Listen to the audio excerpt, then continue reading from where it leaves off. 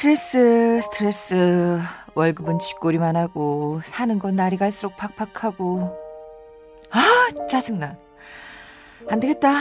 바람이나 쐬러 나가자. 그래, 마트 나가자. 쇼핑이라도 하면서 이렇게라도 스트레스를 풀어야지. 어머머, 웬일이야. 50%나 세일이잖아? 여긴 70%. 헐, 대박. 여긴 90%? 게다가 1+1?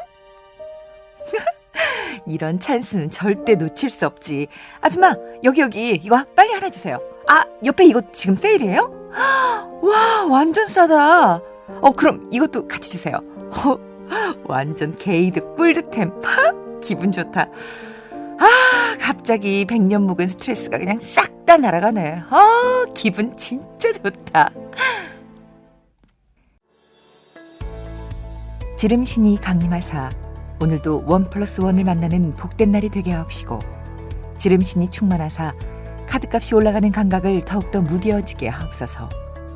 200만원짜리 물건 할부로 지른다 할지라도 후회 없게 하옵시고, 어차피 한 번밖에 못 사는 인생, 오늘도 자유롭게 구매하며 욜로 소리치며 재미나게 살다 가게 하옵소서.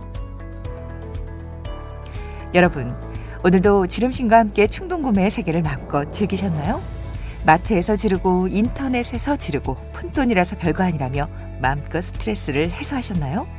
책 부자들이 죽어도 지키는 사소한 습관의 저자 스카라와 게일은 이런 말을 했습니다. 가난한 사람은 방 정리나 청소를 게을리한다. 가난한 사람은 물건을 쌓아두고 쓸데없는 물건을 사는 행동을 반복한다. 목적 없이 편의점에 들리는 것, 공짜 볼펜이라고 소홀히 여기는 것, 스트레스를 받는다고 푼돈을 자주 쓰는 것. 가난한 사람일수록 폭탄 세일, 초특가라는 말을 그냥 지나치지 못한다.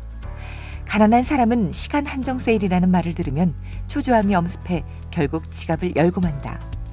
가난한 사람과 부자의 차이는 돈이 있느냐 없느냐가 아니라 자신을 확실히 아느냐 모르느냐에 있다. 여러분이 지금 생각하고 있는 가난의 기준은 무엇입니까? 재물의 많고 적음입니까? 그럼 구체적인 부자의 기준은 무엇입니까?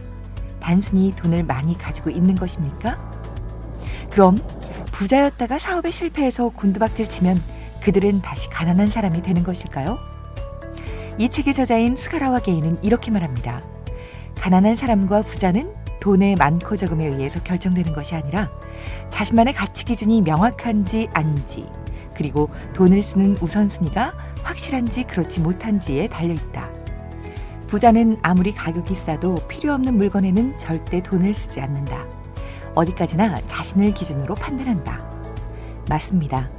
가난한 사람들은 공짜를 좋아하고 푼돈을 우습게 여기고 충동적으로 물건을 구매하고 자신이 원하는 것이 기준이 되는 것이 아니라 그날그날 눈에 보이는 유혹에 빠져서 기업들에게, 장사하는 사람들에게 보기 좋게 이용당합니다.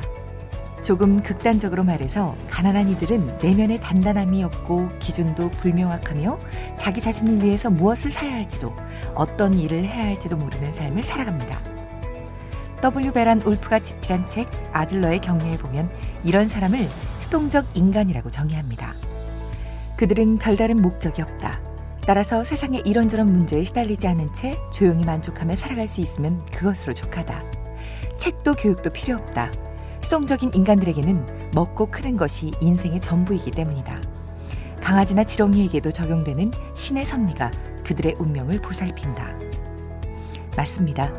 가난한 이들은 그냥 그렇게 주어진 운명에 따라 먹고 사는 것이 전부인 인생을 살아갑니다.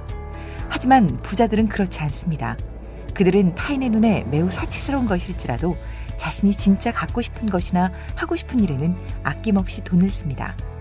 그들은 자신이 원하는 것이 정해졌을 때 결코 망설이지 않습니다. 그러나 부자들은 정말 필요한 것, 갖고 싶은 것 외에는 절대 눈길을 주지 않습니다.